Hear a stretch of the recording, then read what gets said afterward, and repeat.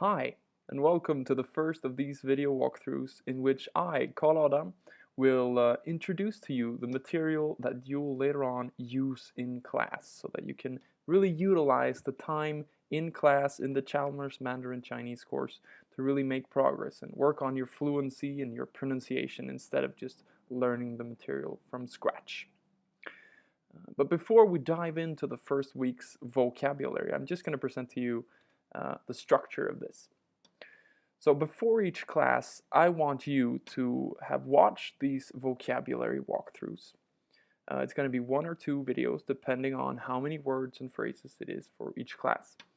And listen to the podcast, which is essentially just an audio recording where we use the words and phrases presented for this week. And then the same conversation that is in this podcast is going to be used in class. And also do the lessons that are connected to the lesson in question in Learn. So watch the vocabulary walkthrough, listen to the podcast, and do the Learn lessons before each class, and you'll see that you'll gain a whole lot more from each class. Now, before we dive into this week's words and phrases, I'm just quickly going to present to you what I call mnemonics. Now, mnemonics is something that I want you to start using from day one learning Chinese. It's going to make your learning experience so much more fun and easy. It's going to be so much easier for you to remember Chinese characters. And the principle is very simple. For each Chinese character you want to remember, you just try to come up with an image in your mind that helps you remember it, instead of just repeating it over and over, looking at it. So, below here you see the character for mouth, but the character it's just the lines in black, but inside it I've drawn a mouth to help me remember that.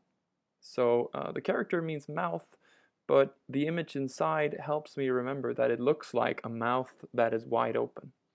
Now, I want you to create these imaginary images in your mind as often as possible when you encounter new Chinese characters. And when we go through the characters next, I'm going to help you in some of the characters to find some ideas, but in most of them I'm going to leave it up to you to come up with a nice image to remember the character in question. The first character we're going to look at is Zhen, the second tone, which means person. If you haven't already watched the video by Fiona in the introductory lesson in Learn regarding tones, then I recommend you to do that first, because I will assume that you know what the Chinese tones are. You don't have to master them at all. As long as you know the concept, that's fine. So Zhen, when I try to remember this character, I see 2 legs of a person with really long legs walking down the street and a head on top of it. That's how I remember it. Kou, meaning mouth, third tone. Kou, the one we saw earlier. Nu, also third tone. Female, nu. Yu,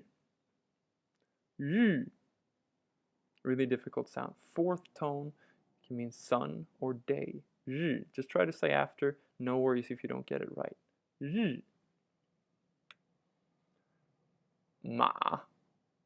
Ma, third tone, meaning horse. Ma.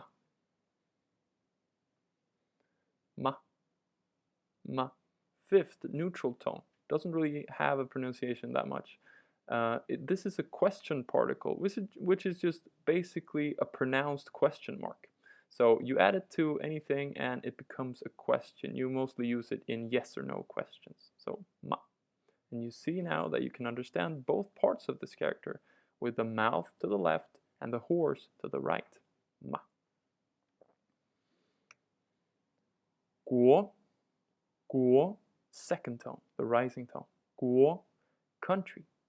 And I see 4 walls surrounding a city with winding streets in it, surrounding an empire, which it can also mean. So country or empire. Guo. Hao, third tone. To the left you see the female, and to the right you have a child. So female and child is in some ways good. So 好 means good. 你 you. To the left, you see the radical version of the person, of 人.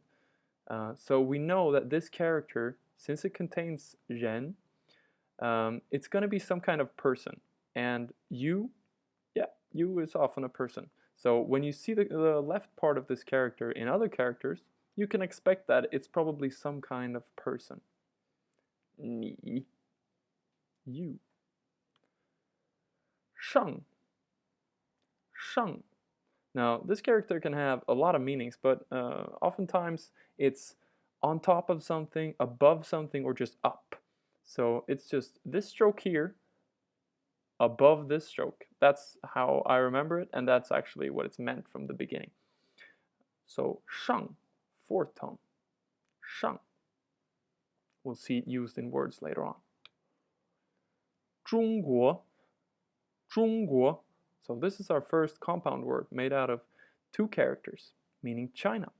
中国 So we recognize this from before, meaning country. So 中国 is China.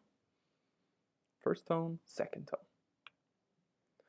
So lastly, let's just try to make some phrases out of the characters that we have now learned. First off, we have 你好. 你好, you good, means hello. If we add a question mark, the 嘛, then we get you good question mark. 你好吗? 你好吗? How are you? After that, 中国. 中国 was China, right? After that, we have 人, so 中国人, Chinese person, Chinese. 女人 女人, female person, woman. That's all for this part. Let's take the rest in the second video. See you then.